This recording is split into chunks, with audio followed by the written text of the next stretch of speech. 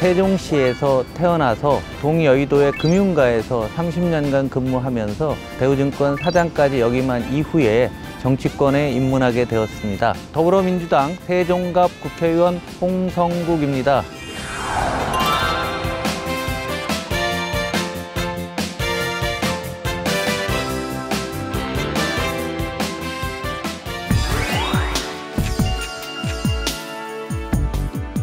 첫 번째는 미래입니다.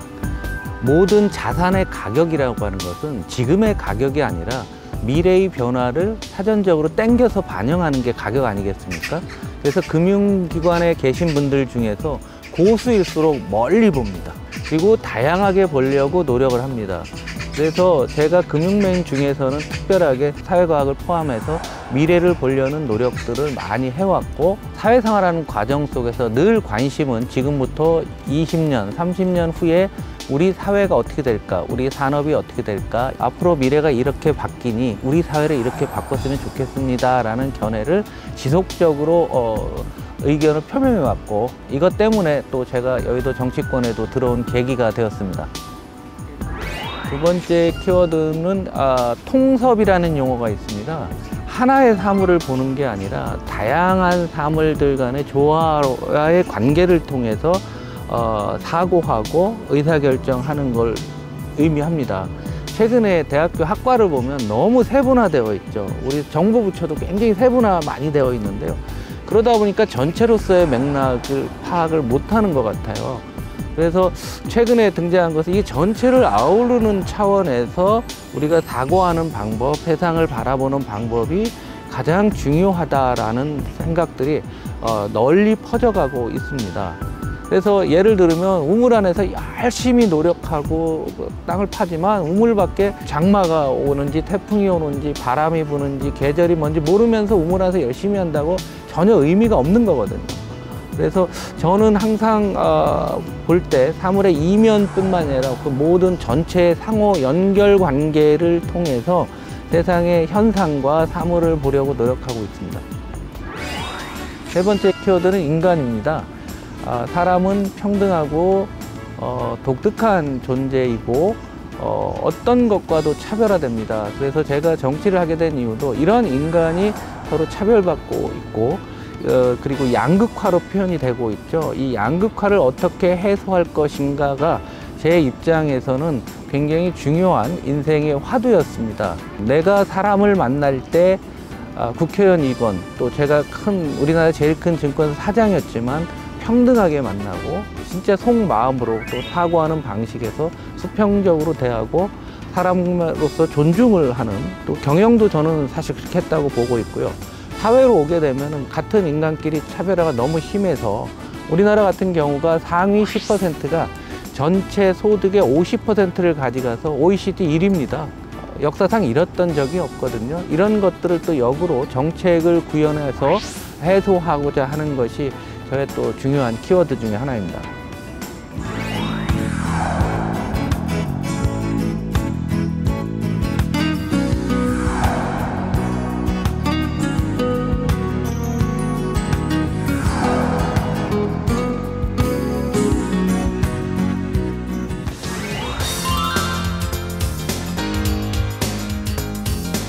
일단은 미래에 대한 지시 기능이 있어야 된다고 생각합니다. 미래가 이렇게 바뀌니까 제도와 법으로 미래를 준비시키는 게 가장 중요하다.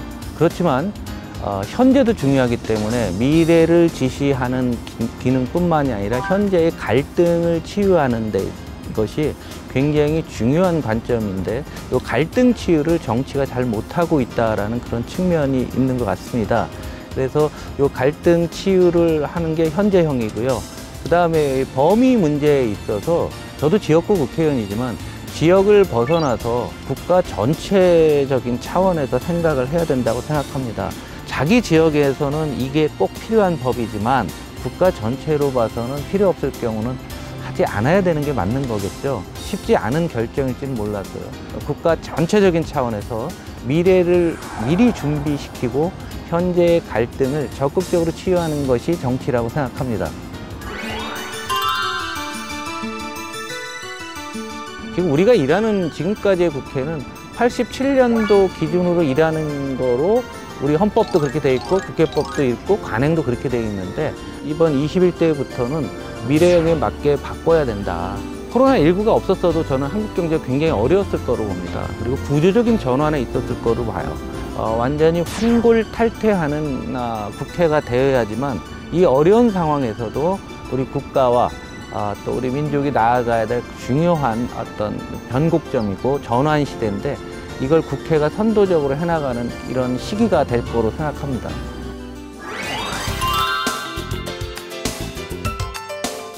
세종시는 일반인들이 알기에 행정중심 복합도시로 알고 있죠. 행정만 생각을 하고 있는데 도시의 자족 기능이 상당히 떨어집니다. 행정의 어떤 공무원과 그 가족들 뿐만이 아니라 그 이외의 분들이 더 많이 오는 거죠. 저는 경제적으로 세종이 행정타운 플러스 새로운 기술을 테스트하는 테스트베드와 같은 기술이 살아 넘치는 도시로 만들고 싶은 꿈이 있습니다.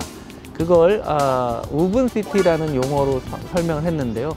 스마트시티 그 다음 단계가 더 고도의 단계가 우븐시티예요.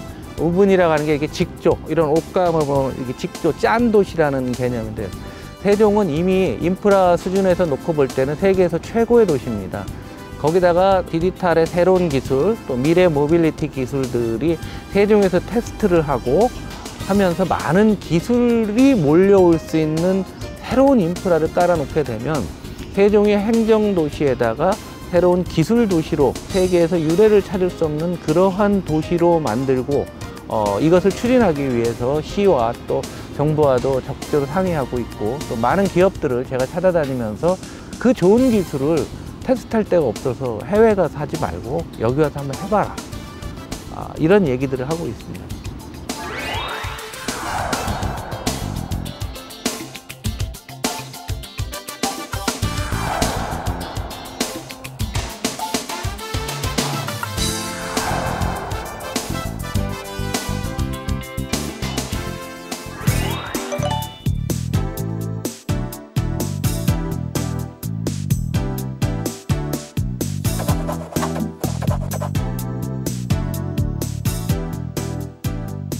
우리 사회가 거대한 전환기에 있기 때문에 그 전환을 벗어나기 위해서는 새로운 생각과 사고가 필요합니다. 사회 전체적으로 혁신이 가장 필요한 시기가 지금이라고 생각합니다. 과거의 제도, 관습, 기득권이 다 무너져 가고 있거든요. 그러면서 새로운 것들이 다가오는데 이것을 얼마나 빨리 받아들이느냐가 한국호가 미래로 가서 과연 생존할 수 있을지 없을지의 문제라고 생각합니다. 진짜로 이번에 안 바뀌면 큰일 났구나. 이런 생각들을 널리 알리고 또 법안에도 좀 혁신적인 내용들이 들어갈 수 있도록 제가 선봉에 서겠습니다. 지난 4년 낯선 환경에서 고생이 많았을 거로 생각해. 그래도 4년간 국가를 위해서 일한 너에게 일단 칭찬을 주고 정말로 국가와 국민 앞에서 부끄럼 없이 네가 의정활동을 했으면 재출마하고 아니면 산에나 다녀라. 그리고 더 공부를 하는 게 좋을 것 같다. 그래도 아직 남은 인생이 많으니 기죽지 말고 열심히 살아가자.